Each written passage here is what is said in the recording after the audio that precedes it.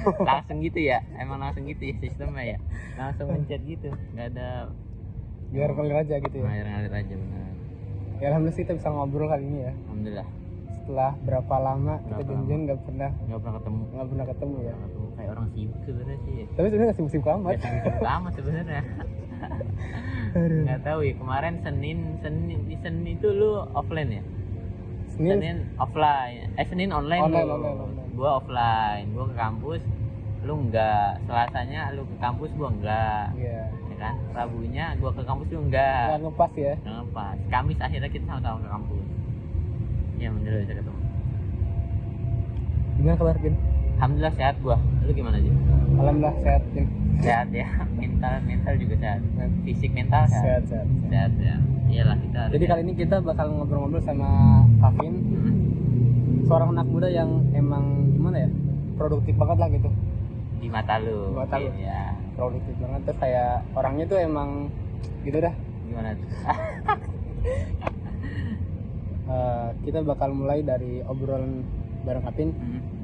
Cerita Kapin gimana caranya bisa masuk ke Hawarikas Muling ya. Oke, boleh. Sebelumnya gue masuk Hawarikas itu karena ini sih ya, karena satu keresahan mungkin yang orang-orang tuh sama gitu, sebenarnya sama-sama resah gitu. Ya yang ada di satu organisasi itu sebenarnya awalnya adalah karena kita ngelihat tragedi 7 Oktober itu ya, yang mengguncangkan dunia. Kita ngeliat itu, ya udah kita tuh kayak resah, kita kok malah diem aja gitu. Akhirnya ya Bang Hawa itu buat satu story yang bilang kalau kalian mau bareng gitu sama aku, kita gerak bareng, komen apa gitu, DM apa gitu. Akhirnya DM, akhirnya gabung kayak gitu. Singkat ceritanya kayak gitu, volunteer tersisihkan dari 1000 jadi 1000 orang yang daftar, kurang lebih kayaknya waktu itu 1000 jadi 100. Jadi orang pilihan yang masuk dari 100 jadi 15 kurang lebih gitu. Sebenarnya udah gue jelasin sih kurang lebihnya di mana di konten di itu yang SG itu. Yang SG group itu sebenarnya udah latar belakang kenapa kita bisa bertemu tuh diceritain itu. Itu kan kita bertiga kan di Hawarikas. Nah itu cerita perspektif dari sudut pandang masing-masing, kenapa bisa gabung, kenapa bisa ketemu, di situ udah diceritain full gitu. Tapi kalau dari gue kayak gitu. Sejujurnya sebenarnya kali ini aku juga bingung nih pengen ngobrol apa, cuma kayak pengen banget gitu ngobrol sama Kapin. Iya. Tapi mungkin Kapin punya pertanyaan atau punya keresahan yang pengen diulik sih. Nah kalau gue ini sih, gue ngeliat itu tuh sama sih, kayak ngeliat tuh bagus ya, apalagi penulis buku ya. Bisa aja kan? Iya. Bisa aja. Penulis buku lah. Terus juga gue ngeliat ya lu selalu apa ya, gue ngeliat lu ngonten tuh ngeliat ini kayak denger kalimat kuantitas before kualitas. Aduh, terlalu berlebihan deh. Enggak, serius itu gue bahas sama Bang Askaf. Oh gitu. Gue bahas sama Bang Askaf gitu. Kita sempat diskusi ngelihat konten Najib nih kayak ada peningkatan gitu. Dia tuh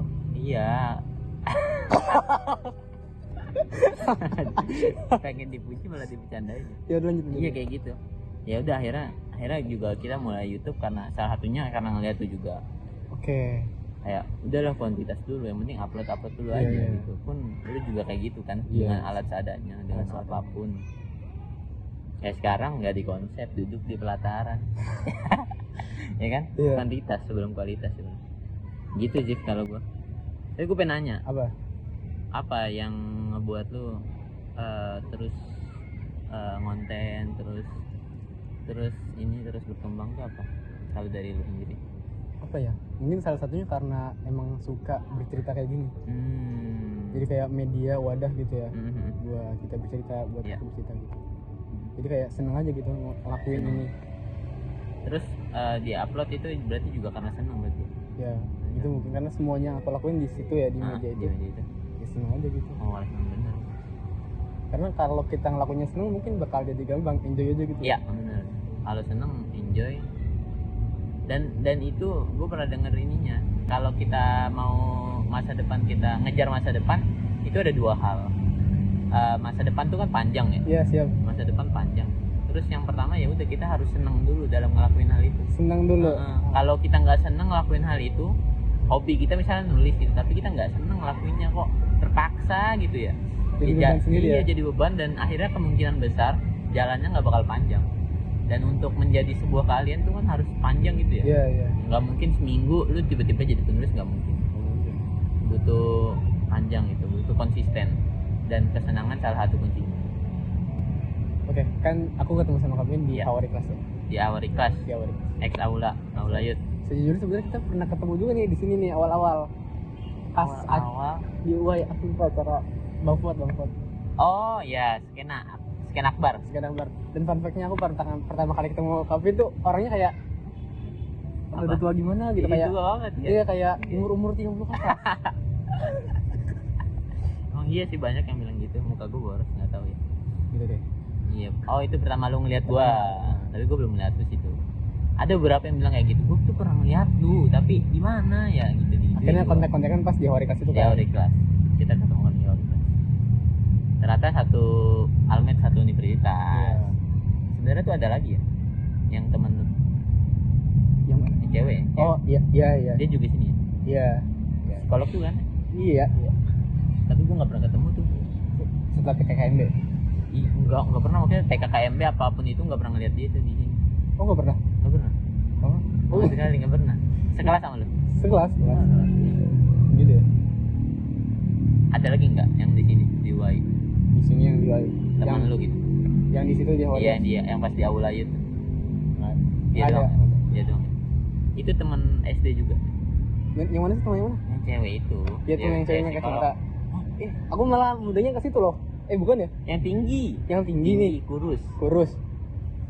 Iya, dia kesini. Iya kan dia di sini kan? Dia kesini, tapi belum lagi daftar. Oh, lagi dia proses. Ada kelas.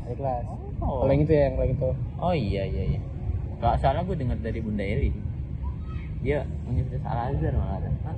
Oh iya juga. Di bawah kita. Tapi ada yang sekelas. Kelas sama aku psikologi. Ada. Tapi bukan yang di Awari Kelas. Oh, bukan di Awari Kelas. Iya. Tuh. Next. Apa yang ngebuat kamu tuh pengen banget? Kan ada 1.000 orang tadi ya masuk Awari Kelas. Iya. Kepengen banget tadi. Aku harus bisa masuk Awari Kelas. Iya. Ya sebenarnya ini sih karena mungkin dari dulu ya gue udah ngeliat Bang Hawa tuh. Sosok Bang Hawa tuh dari kelas 9 SMP.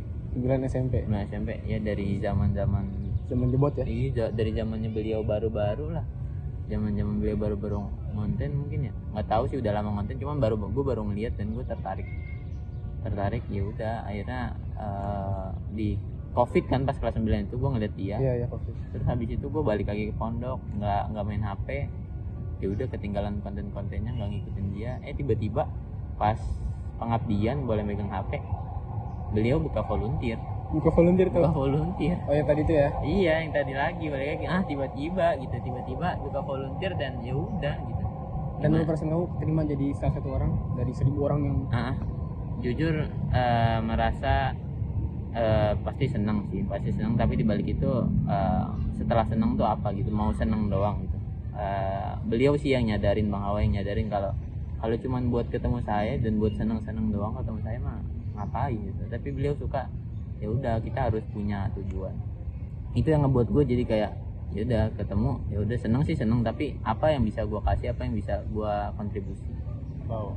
Kalau nggak ada kontribusi malah gue malu ketemu.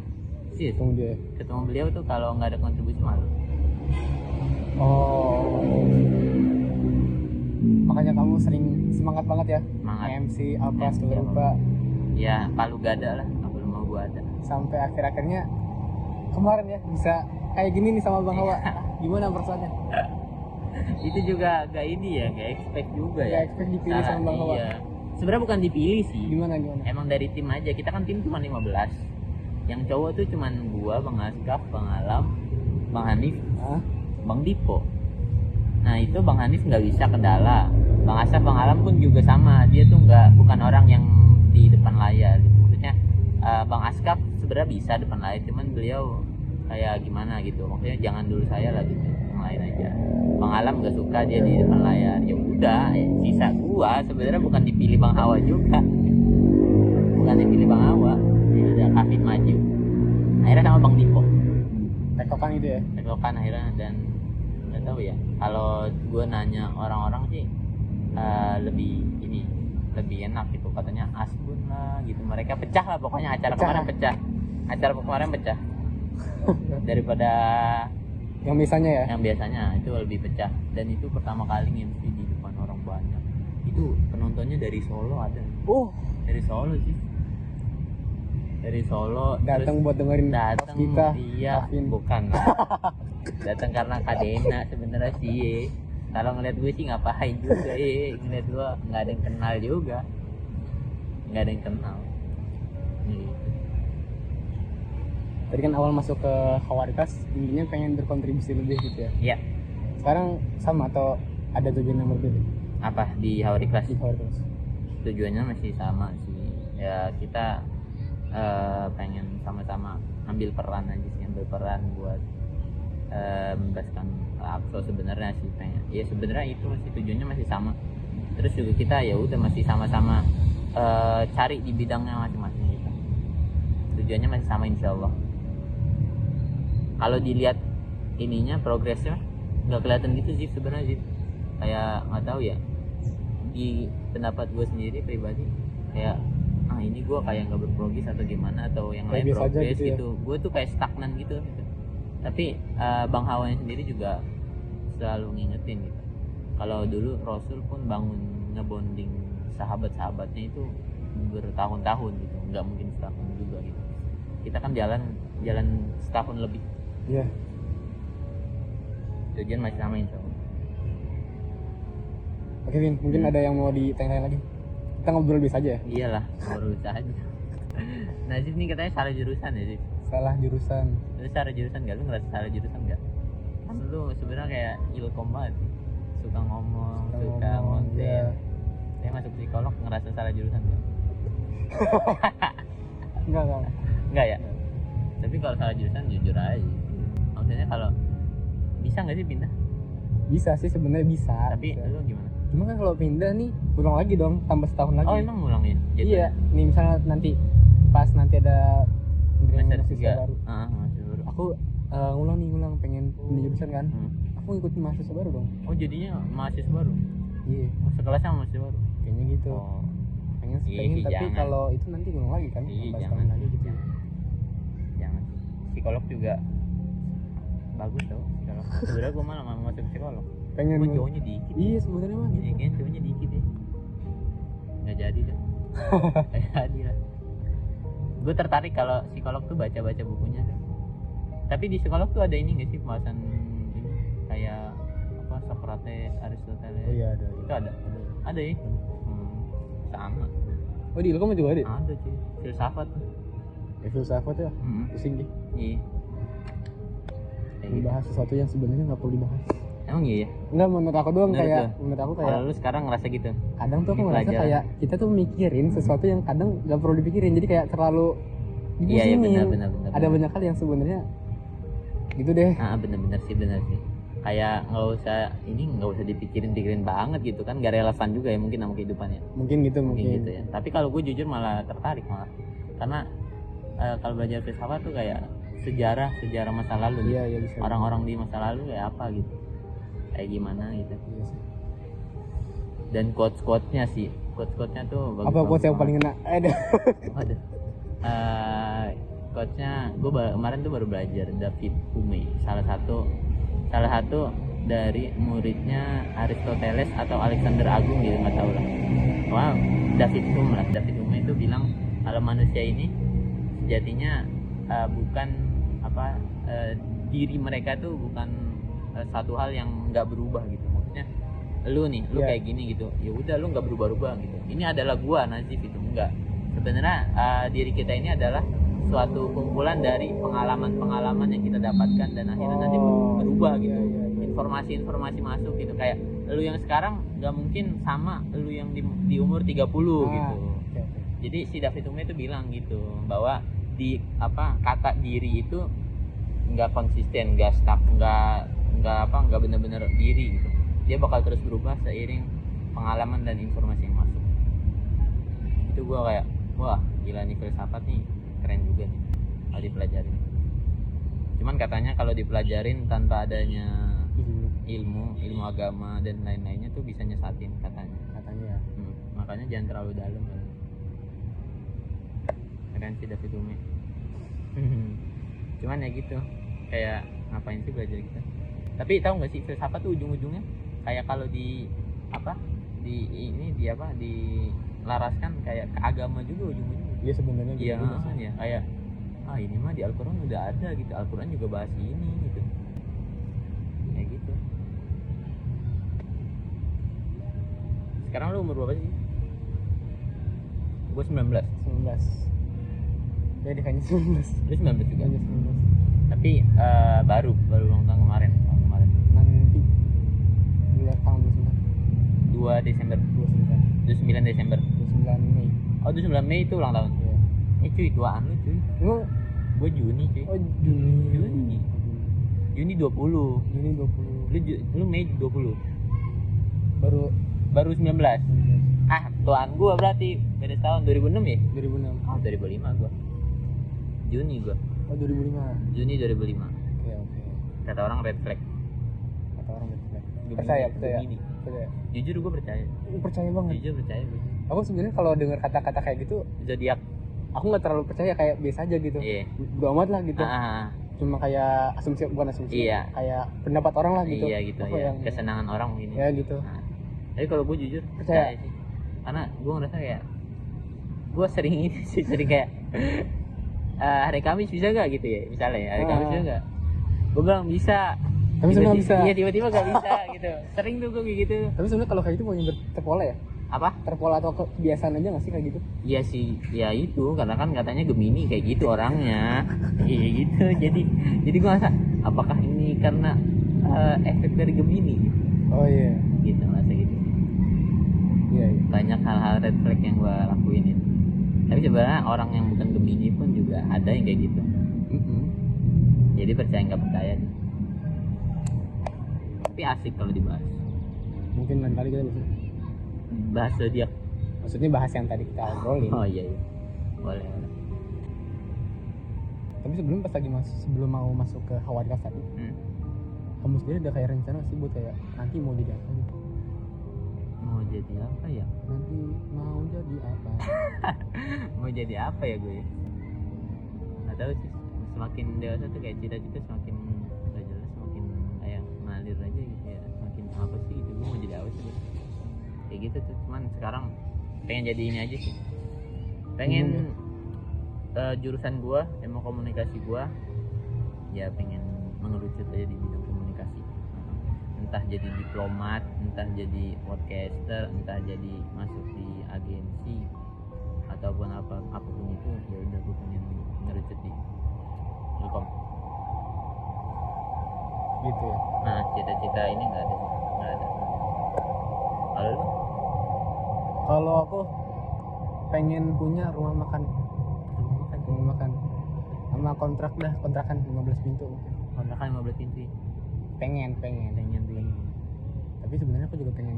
Tapi kalau kerja pengen jadi konsultan. Apa yang namanya?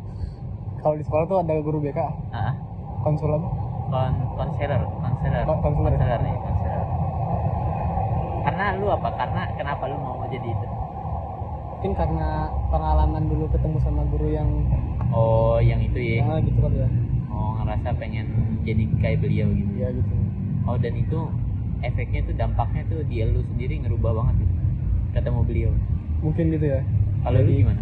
Iya, salah satunya karena ketemu dia aku jadi punya pandangan yang wow terhadap psikologi gitu. Dia tuh apa? S1 pendidikan? Iya, psikologi. Memang psikologi. Bagus. BK dulu, guru BK di sana. Enggak. Bilang guru BK juga bukan ya? Tapi sebenarnya, dia emang apa namanya, sama psikologi emang di bidangnya gitu. Udah makan? Udah. Nih, kebanyakan nih. Ini kita daripada nggak bahas apa nih, nggak kemana-mana ya, bahas nih. Ada pembahasan. Mahasiswa di Indonesia itu banyak yang salah jurusan. Iya. banyak yang salah jurusan, kemudian mereka ambil jurusan karena ikut-ikutan teman dan lain-lain tuh. Ada juga misalnya dia ngambil jurusan psikologi nih, pas kerjanya bukan jadi itu pekerjaannya nggak relevan dengan apa yang diambil. Dan katanya gua kalau nonton di podcastnya Suara Berkelas, si Guru Gembul, episode Guru Gembul, dia bilang cuman 7% orang yang bekerja sesuai keinginannya, sesuai keinginannya. Sisanya berarti berapa tuh? 93% orang bekerja nggak sesuai keinginannya gitu. Dan nggak semuanya tuh 93 bekerja, ada yang pengangguran juga. Ada. Gimana pandangan lo kayak gitu? Gimana tuh? Berat nih. Berat. Tapi semakin besar tuh kita menurut aku ya, bukan mikirin kerja yang enak menurut kita. Jadi semakin besar kita kayak mau gimana kita harus kerja gitu. Kita kan mikirin gimana caranya kita tetap bisa makan. Ya sih. Aku mikir itu aja sih. Kalau lu? Iya. Berarti kalau lu nggak apa-apa bekerja karena lu berpikirnya ya udah gitu. Kita mau nggak mau harus kerja karena harus buat menyambung hidup ya, buat survive. Karena kedepannya kita ada tanggungan kan. Buat survive itu ya. Aku pikir sih gitu ya. Kalau lu? Iya. Tapi kalau gua jujur gua pengen bekerja ya itu karena kepengenan gua pengen itu juga. Iya kan ya. Nah, terus gue pikir tuh gimana sih caranya supaya kita kerja sesuai apa ama yang kita inginkan. Terus si Raditya Dika bilang di podcastnya ya, gue nonton, katanya ya orang itu dibayar sesuai value-nya, value-nya. Jadi sebenarnya orang tuh dibayar, digaji ya udah sesuai kemampuan dia gitu. Dia sebenarnya ngebayar waktunya dia gitu. Kalau lu sekarang misalnya lu sering bikin konten, di masa depan konten lu naik gede gitu. Amin ya. Amin. Nah, kalau lu itu udah konten lu gede, lu udah punya value tuh. Lu kan sebelum konten lu gede, lu udah sering ngabisin waktu lu buat ngulik-ngulik konten, ngedit dan segala macam, nyari orang buat di podcast lu. Yaudah itu nanti pas di masa depan lu itu kayak gaji lu karena udah ngebayar waktu yang udah lu habisin buat itu.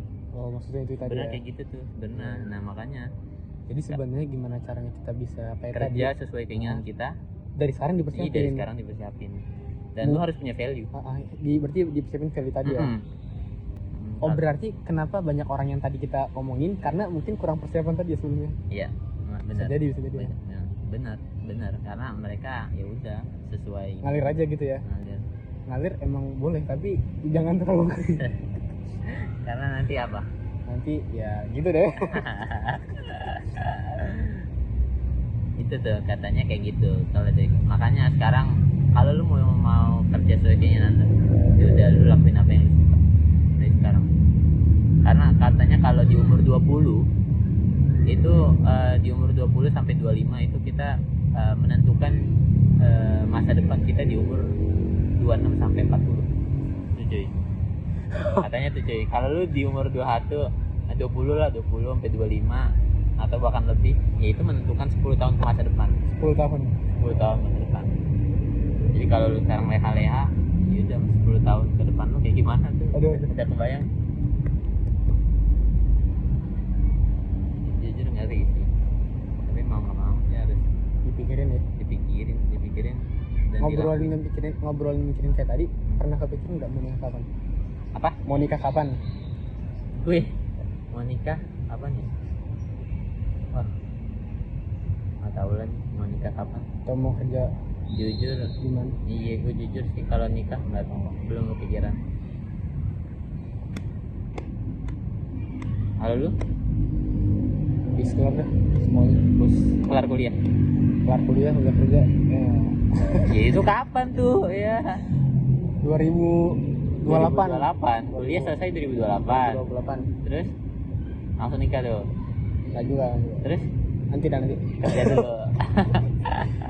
Banyak nasib pengen nikah dia nih, pengen nikah. Tapi kebanyakan orang Indonesia tuh kayak ini ya, misalnya kita selesai nikah gitu ya, selesai kuliah gitu ya, selesai kuliah ntar ditanya kapan nikah gitu ya. Jadi kayak basa-basinya tuh template gitu ya. Iya, template. Iya, karena kultur budaya, kebiasaan budaya. Ditanya kapan nikah, nggak tahu ya, katanya ditanya kapan nikah tuh berat banget gitu. Padahal tinggal jawab belum. Kayak kalau masnya kalau mungkin kita karena kita belum di fase itu ya. kalau kita ngerasain gitu kenapa gitu, kayaknya berat banget sampai ada yang stres gitu karena pertanyaan itu gitu. Belum aja. Nggak bilang belum, memang kenapa sih single gitu. Kita ngomong enak ya, karena belum ngerasain. Tapi pernah di posisi itu? Ya enggak lah. Maksudnya kayak ngerasa teman-teman udah pernah bukan pernah pacaran. Teman-teman kayak punya itu. Iya. Kamu belum nih. Ada rasa kayak ada, rasa kesepian ada. Atau pengen nyoba gitu karena pengen nyoba gitu sih juga. Ada juga pengen nyoba, cuman kagak sekarang. Kalaupun udah pengen ke sana-sana tuh kayak ada gelisah di hati. Gelisah. Gile, alim banget gue. Nggak, pokoknya kayak gitu, gelisah di hati gitu. Kayak mengkhianatin apa yang udah kita tahu gitu. Kita paham agama ini nggak boleh, tapi kita ngelakuin gitu. Dalam hati tuh kayak berdialog sendiri gitu, berdialog sendiri kayak, oh ini tahu ini hukumnya apa gitu, kok lo lakuin gitu. Nah gitu tuh biasanya tuh, itu seminggu kayak gitu. Akhirnya, ngomong sama diri sendiri, kepikiran akhirnya misalnya lagi deket sama cewek seminggu udah, sorry ya gitu, gua ngelakuin ini kemarin, gua hilafat gitu. Akhirnya nggak hubungan lagi. Selalu kayak gitu kalau gua, selalu ada gejolak di hati. Elah.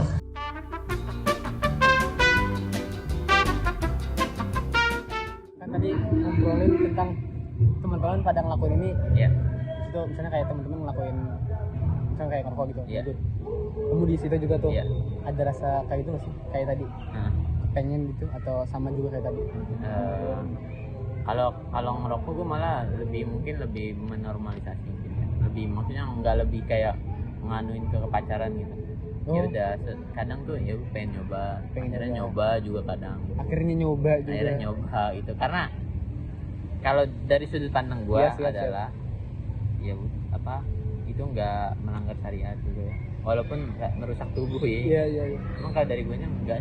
Mungkin kayak gue ngerasa ya itu biasa aja. Kalau ada orang mau kayak gitu, ya itu kayak gitu. Kalau gue mau ngelakuin, ya udah gitu. Lebih kayak kalau ke pacaran baru yang kayak aneh, dan gue nggak ngelarang diri gue untuk tidak gitu. Kalau menurut aku sih merokok, orang yang ngerokok tuh bebas ya mau ngerokok atau enggak. Cuma menurut aku di tempat yang emang kagak ada orang. Di tempat yang kagak ada orang. Karena kan asapnya tuh ya. Iya benar, ngeganggu ya. Iya. Ngeganggu bener. Bener. Kalau lu kayak gitu? Kalau aku gitu. Bener sih. Maksudnya jangan di tempat umum yang ada orang banyak gitu. Ya, karena asapnya bukan cuma dia doang. Kecuali dia isep gitu. Ya boleh kayak gitu. Tapi kalau ngebahas rokok tuh panjang banget sebenarnya. Berapa utang nih? Enggak, kalau ngebahas rokok tuh sumpah dari perspektif manapun juga kayak nggak habis-habis. Iya sih ya. Ya kalau bilang kayak orang yang ngerokok bilang kayak ya udah lu ngerokok boleh, cuman jangan di tempat umum itu karena asapnya gitu. Ntar si perokok pun bilang gini gitu. Akhirnya tuh udah ya ketemu sama kayak bahas cewek. Punya pembenaran masing-masing.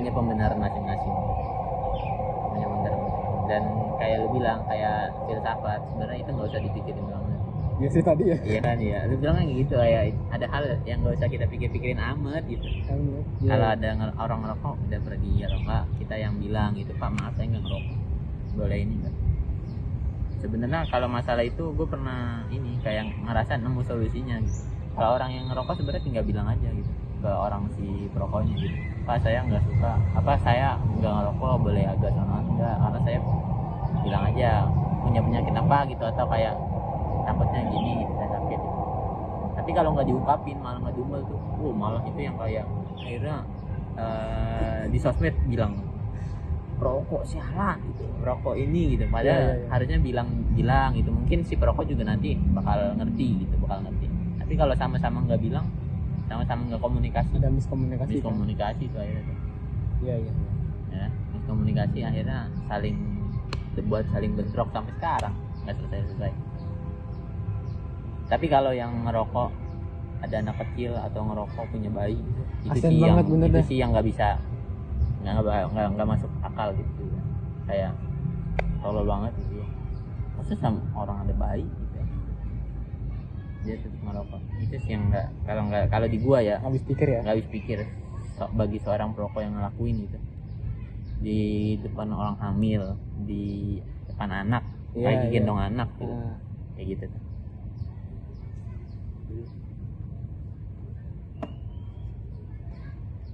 Kita udah berapa menit? Setengah jam. Waduh, nggak kerasa ya? Nggak kerasa, serius. Ngobrol emang sama Kevin emang kagak ada habisnya. Tapi kawan-kawan lah, kita ini masih di pelataran ya, pengen banget kita punya studio. Kapan-kapan. Tapi gue tuh asik banget sebenarnya, gue juga sama kayak ngobrol sama orang tuh asik gitu, siapapun. Ngalir aja gitu ya. Ngalir aja. Pasti ada sesuatu yang kita ambil. Kayak ada sesuatu hal yang baru gitu kalau ada dia. hal yang baru. Padahal mungkin emang tiap hari kita ngobrol. Tiap hari ngobrol. Tapi kalau pas lagi ngobrol lagi kayak ada sesuatu yang baru gitu ya. Benar. Ada sesuatu yang baru. Apalagi kalau nyambung, kalau itu gimana tuh, gimana menurut ente kayak kan ngobrol sama orang baru tuh susah ya. Gimana caranya buat nyari topik ngobrolan yang enak, seru terus kayak ngalir terus? Mungkin punya tips ente nih? Pertama harus punya teman dulu gitu. Namanya Topik. Kalau nemu orang baru ajak Topik. Oh iya. Jadi biar ada topik. Enggak sih, gue kalau ketemu orang baru pun sama kayaknya. Kalau ketemu orang baru, apalagi yang kayak orang barunya tuh membatasi diri itu, gue malah kayak udahlah gitu. Kalau emang dia nggak mau ini, udah gue beramat. Tapi kalau orangnya asik juga masih, akhirnya langsung dekat aja. Langsung kental ya. Lebih ngalir sih. Kecuali kalau kita punya urusan kayak dia bos atau apa gitu, terus dia ngeselin gitu, ya udah kita mau nggak mau harus senyum gitu. Kan ada tujuannya. Kayak gitu. Kalau lu gimana ketemu orang baru? Basa-basi dulu ya? Iya. Basa dulu, kenalan gitu ya, pelan-pelan. Jadi otomatis juga nih topik. Kalau dianya oke, baru lanjut. Kalau enggak ya udah. Kalau enggak, udah di situ doang. Oh, kalau enggak lu malah yang jadi udah nggak usah gitu. Kalau dianya pas kita kenalan nih, pas kita kenalan dianya biasa aja, kagak ada effort. Ya. Udah diem aja. Kayak biasa aja sih. Karena ya capek juga nggak sih? Kalau lu? Mana tau kayak buat capek juga sih, kayak dia effort sendiri, tapi dia bisa aja. Jadi aja. Tapi kalau masalah pertemuan, masalah ketemu orang baru, gue tuh selalu ini tau, ada hal excited sendiri. Bukan excited sendiri. Ya bertepuk sebelah tangan gitu sendiri. Apa? Kalau gue tuh ngerasa semua orang yang dipertemukan ke gue dari semasa gue hidup sampai sekarang, kayak udah ada ininya, udah ada tujuannya. Gua ketemu lu, tujuannya apa gitu, ada di balik itu. Gue tuh sering ketemu sama ibu-ibu atau bunda-bunda yang baik-baik gitu. Kayak gue ketemu bunda-bunda gitu ya, tahu lah ya, gitu tuh kayak tujuannya ini gitu. Oh ternyata dia ngebantu gue untuk kayak gini gitu. Dan gue pun sama, oh ternyata dia punya ini gitu, gue ngebantu dia juga. Kayak saling mutualisme gitu. Kayak kita saling punya, dia ngambil apa dari gue ngambil apa dari dia. Oke. Punya konsep kayak begitu setelah masuk Khawariklas apa sebelumnya? Enggak, itu sebelum. Itu udah lama sih. Gue berdoa sih.